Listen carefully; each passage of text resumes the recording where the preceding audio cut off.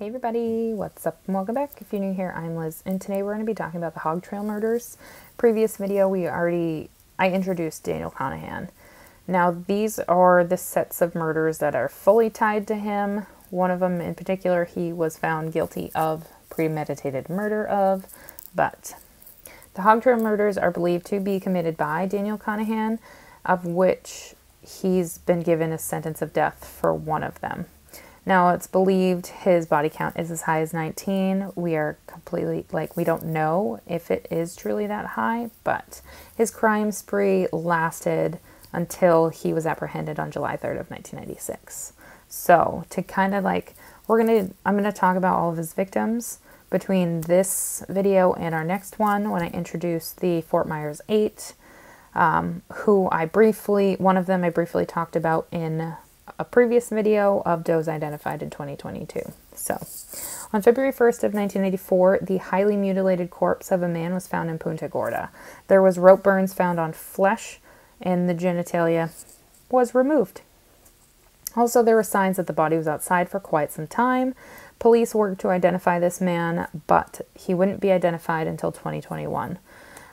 Reason being is because of the state of his remains, and obviously in 1984, DNA forensics, all of this was not up to par. So, with the help of DNA, this man would be identified as Gerald Lombard, who went missing from Lowell, Massachusetts, and he was known to be a drifter. So, him going from Massachusetts all the way down to Florida didn't really seem too odd to people, but he was indeed reported missing. And on January 1st of 1996 in Northport, this is when a family's dog had accidentally brought home a skull of a man. Now, the police were then able to determine where the dog picked the skull up from, and they found the remainder of the skeleton. So police were able to determine after being brought the remainder of the skeleton that it's entirely possible that the genitalia was removed from the skeleton, just like the body found in 1994.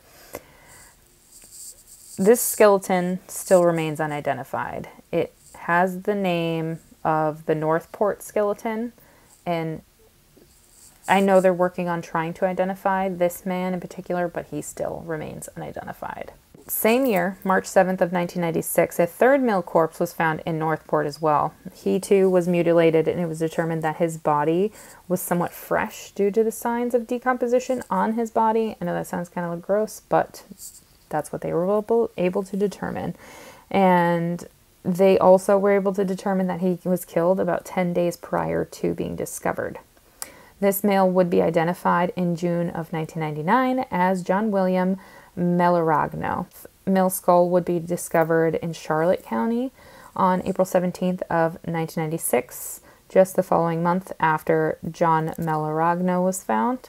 And after this discovery, the surrounding wooded areas would be searched as well, and this is when they found male number 4, the remainder of him, but they also found another body, so this is male number 5. Now, the second body was determined to have been raped, murdered, and mutilated only 1 day prior to being discovered because of the state of his body.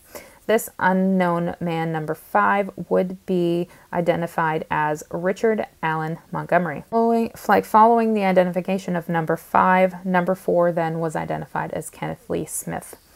After these discoveries, the media speculated about having a serial killer running rampant in the area, and that these murders were then dubbed the Hog Trail killings. The reason they were given this name is because it's due to the area that they were found in. That's why. There was a 6th skeleton found. This skeleton was found after Daniel Conahan was incarcerated. This skeleton was found on May 22nd of 1997, and this was after Daniel Conahan was arrested and awaiting trial for the murder of Richard Allen Montgomery.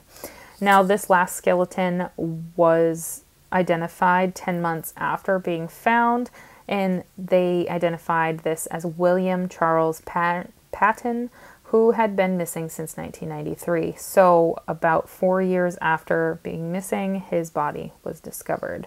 So that, my friends, is the Hog Trail Murders. Obviously, we know that Daniel Conahan is in prison, and he is in prison for the kidnapping and murder of Richard Allen Montgomery. Our next video is going to be about murders that are tied to him. So I hope you guys enjoyed this one, and I'll see you guys in my next one.